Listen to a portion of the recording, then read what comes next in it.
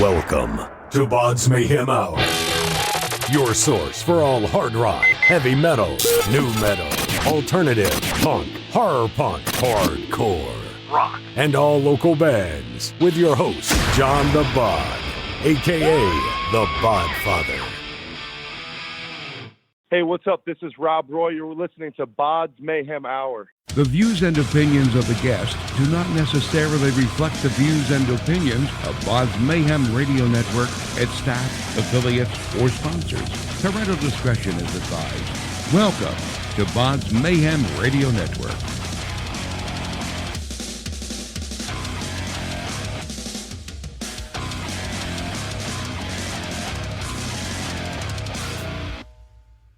Hey everybody, welcome to BODS Mayhem Hour. I'm your host, John the Bod, a.k.a. the Bodfather, and as always, I bring you guys and gals awesome interviews. Today, it's an honor and a huge privilege to have vocalist Rob Roy, drummer and vocalist Opus, bassist and vocalist Mike Modeste, and guitarist Dave Sharpe, Dead by Wednesday. Dead by Wednesday has released their self-titled full-length album via Combat Records, EMP Label Group. This is their self-titled album. So we're going to be talking to these guys about all of this and being crammed in a van and all that good stuff by a river. And so how's it going, guys? What's happening? How are you doing? Doing awesome. Glad to have you guys on the show. I was psyched to be here, man. Let's jump right into this. How's it been working with O'Donnell Media Group so far for you guys? Oh, Sean is one of the best PR people out there, man. She's really killing it for us. She did a great job for some other people that we know, and we were suggested, Shauna, and ever since we hooked up with her, literally, it's been like all this stuff's been pouring in, you know? It's been a decade since the last album was released. Did this new album allow you to stay true to the sound you created on the previous album, or did this album allow you guys to have a newer sound, a newer, fresh breath of air, sort of say? We definitely had a breath of fresh air. It's like, we talk about the album as like a rebirth, like a regrouping, because, one, we've never done a self-titled album throughout the whole career of the band, and it's been, a long stretch. And so we decided it was time to do that and kind of make a statement that, this is Dead by Wednesday now. And so we decided to do a self-titled album, and it was really a great idea, and it worked out to our advantage right now. So, yeah, we look at it as like a breath of fresh air, but we also, it's sort of an extension from the last album a little bit, but it's definitely a lot, it's more us now, mainly because the vocals too. I mean, we have it's finally a whole album with our singer, and it's along the same lines, but it's got a lot of more melody, and it also has, some balls to it too. So we like to have both, You guys have released your music video for the single You and Die, which is badass, awesome from you guys. Was it hard to choose between the current set of songs on this self-titled album that you have right now? Which one would be the first video, let alone a single? I think we pretty much all knew when we heard that song that was going to be the single, just because it's a little more mainstream, but at the same time, it's heavy, and it makes everyone happy. The women, the metalhead men, all the above, the rockers, it's all around like song that can appeal to a wider audience. So we knew right away when we were recording it that this is probably the one, Was this something that you guys want to come out hard hitting like this song, like You and Die?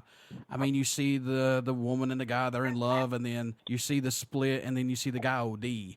Was this something that you guys wanted to hit hard? Well, it was sort of a concept with that the director came up with, Jessica Spinelli. She kind of pitched it to the band, and Rob, it goes along with Rob's lyrics for the most part, the singer, and he, approved it, and we basically just went with it, and it was a good thing, It ended up being a good thing in the end, but you never know when you're doing videos, because sometimes, someone's vision doesn't come out the same that you thought it would be, Working with Jessica on this, how was working with her on this video? Oh, it's super easy. I mean, she's so super easy to work with. She's always been super easy to work with, and she's done a couple of our videos in the past as well. So, it's definitely something that was second nature. It was very easy to work together. Is there anything that sticks out or impresses you guys while you was working on this album? Is there anything that sticks out or excites you guys about it? I came into the recording process pretty late in the game, but one thing that stands out to me is just the sound quality of it. It just hits very hard, very clean sounding, very modern sounding, but you don't really lose any of the, I think, the thought or the creative process that went into the song. It's not too overproduced. It is kind of what you get, and judging on listening back to some of our live performances on this tour, it sounds exactly like it does on the record for the most part.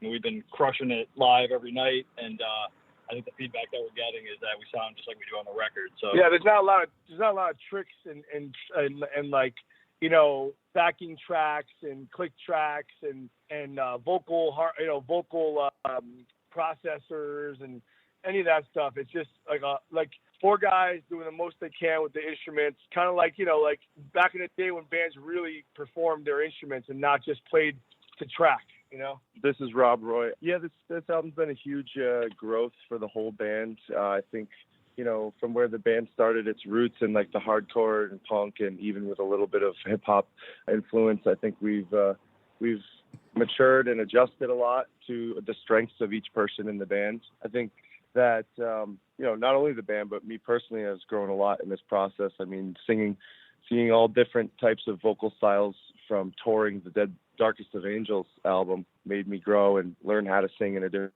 styles. And on this one, honestly, just the touring process has made me grow a lot, so much that I kind of wish we could go back and re-record some of it. Yeah, we're a heavy metal band. That's basically what it goes out to. Yeah. There's all these different genres of metal. We're a heavy metal band. I'd say the best thing about this album is that there's something for everyone. For the metalhead that likes different types of metal, there's something for everyone. Like I said, the video has a great sound to it. It's a very good song from you guys. Yeah, that's a good one to reel the ladies in, you know? That never happens for me. You know, I'm batting 0 for 1,000, damn it. So, hey, girl, what's going on? All right, check you later. All right. To each his own, man. Just play her that song. See what happens. Yeah, the album has a lot of diversity on it. I mean, you have something like You and Die that's very cut and dry, and it's kind of a simple song, but it just sticks with you. It's kind of like an earbug, where you have other songs like Smelling Salts or Manimal that are a little bit more technical.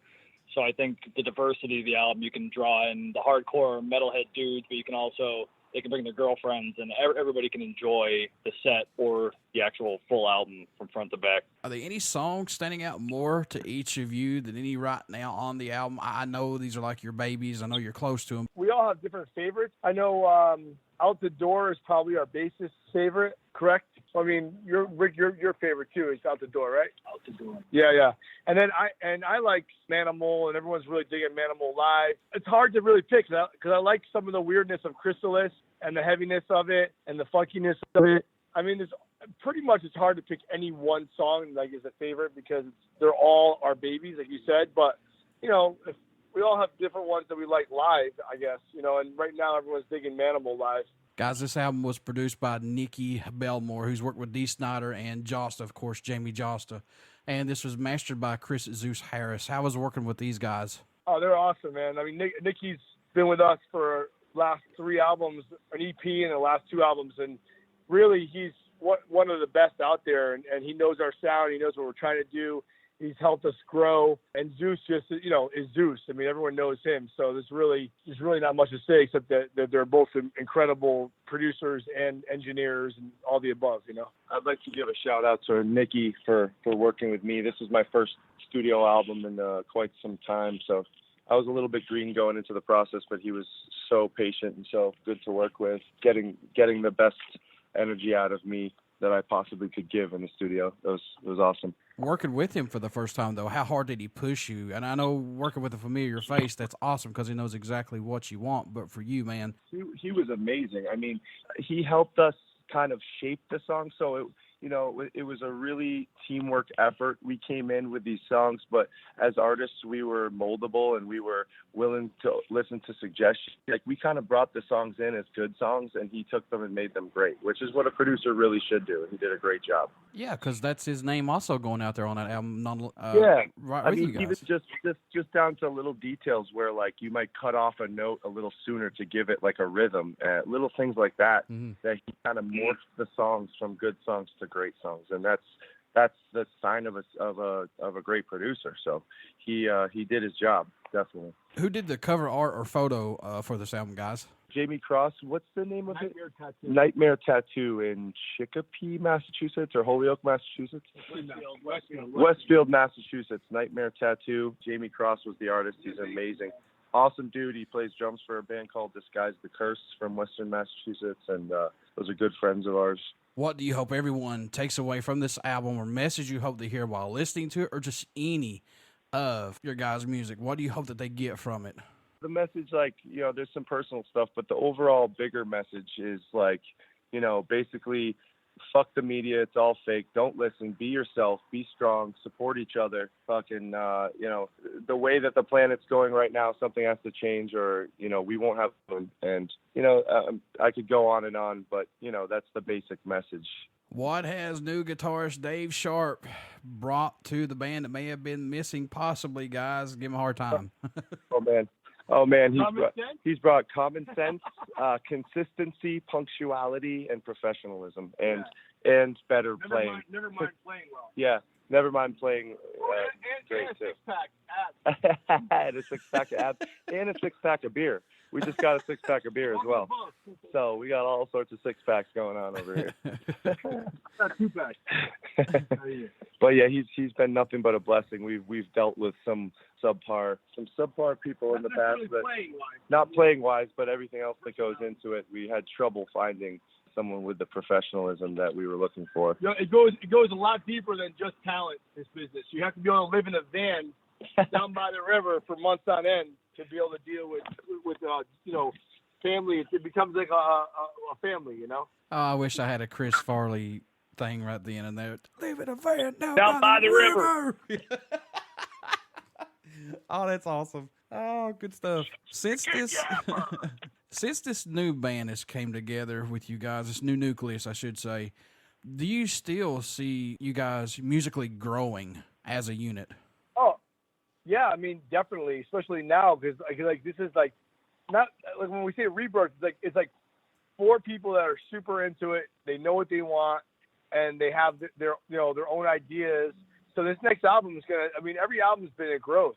And it pushed us bigger, higher, more and more. And I feel like it's going to happen again. I mean, it has to, That's not, when we put out albums, the whole reason to put out an album is to be, so it's better than the last one. Otherwise, it's really, what's the point, Speaking of, you guys mentioned it earlier with the older songs. Could you go back and record some of with the new vocalist here? We only did one on this album. We did Break When I'm Dead, which was co-written with Eric A.K. of Flotsam and Jetsam, who we are currently on tour with right now, promoting our new album. We've been on the road with Flotsam since mid-May, and we only have 3 shows left, and the tour's over. How's it been on tour with Flotsam and Jetsam so far, guys? It's been awesome, but it's also been really tiring because we're doing it like in a minivan with a trailer, lugging stuff out, getting rooms when we can, staying at people's houses when we can. I mean, we are the epitome of road dogs. It is like hardcore to the max. But that's what you got to do this for real if you want to do this for real. It's not an easy – everyone thinks it's all glamorous and it's all, just fun and games and, making $1 million and there's girls everywhere and drugs everywhere. And really, you can't really do that kind of stuff if you want to be successful. You have to, look at it as a legitimate career and take it serious and be, basically persevere and really just move forward and constantly push yourself. And that goes with your body and mind too, when you're playing every day and just pushing yourself and not sleeping well and not eating well and, not working out as much as you do when you're home. And it's just all the above. You have to really, it has to be someone that's strong and has that fire burning inside them that they want to do this for real, What can fans expect at a show from Dead by Wednesday who have not got to see you guys live as of yet? Basically, just raw energy. I mean, we bring it to the max every show. We don't falter with our live show. We try to really bring something. If you're not going to wear masks and jump around in jumpsuits, it has to be about the music. And then on top of the music, you have to put on a live show, energetic show. And that's what we do every time we play. Is there a country that stands out or shocks you that Dead by Wednesday gets support from, or the music even gets played in that area as of right now? I mean, I know that we get some support overseas because we had our last album was distributed over there. But really, I mean, we are very much an American heavy metal band. I mean, we've toured U.S. more than any other market. And we actually get a lot of support in many, many different places. Mainly like, Ohio markets and like Midwest. We do a lot of stuff in the Midwest. We get a lot of love out there. So like, yeah, a lot of heavy metal is just great in Midwest, Is there a band on the bucket list for you guys you would like to tour with, work with, or maybe even do an old school album split with, maybe? Well, obviously, being that we're on David Ellefson's record label and that myself and Dave Sharpe, the guitar player, sometimes play with David Ellefson with his solo project, I would love to open up for Megadeth. Yeah, that's actually what I was going to mention about that, because you guys went on tour with David, right? Oh yeah, we're going back out with them in July. As soon as this tour ends, my Dave and I go out with David for another month, promoting his album, because he has an album that came out in Combat as well. That's right. That's what I was going to talk about as well. So we wrote one of the first singles with him. Me and Dave wrote a song called Vultures with David that they're promoting right now.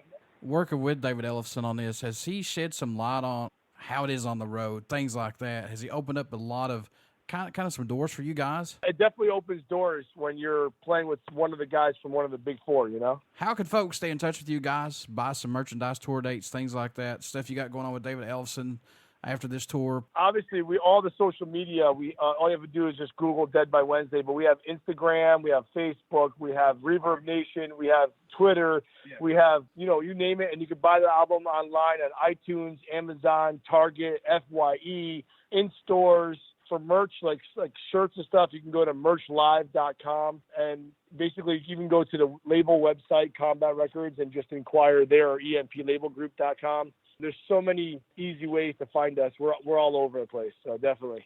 Go on our Facebook or our Instagram. There are links to buy merch. There's I always post our tour dates. I post clips from the studio. You can get all sorts of stuff there. Pictures from tour, live clips from tour, Spotify links, all that stuff. Really cool. Instagram or Facebook, hit us up. And before I let you go, would you care to do a promo for my show? Sure. Okay. Hey, what's up? This is Rob Roy. You're listening to BODS Mayhem Hour. Everybody stick around. We got some great stuff coming up, and you only hear these interviews right here on BODS Mayhem Hour and BODS Mayhem Radio Network. Please go and check out our Facebook page. It has our podcast link, YouTube links, and our Twitch link.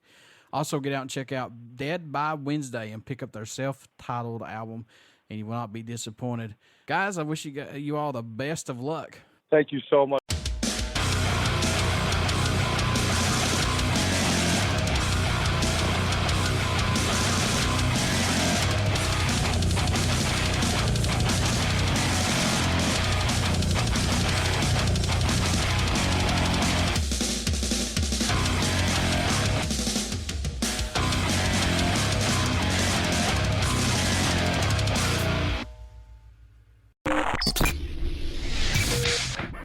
You're listening to BODS Mayhem Hour.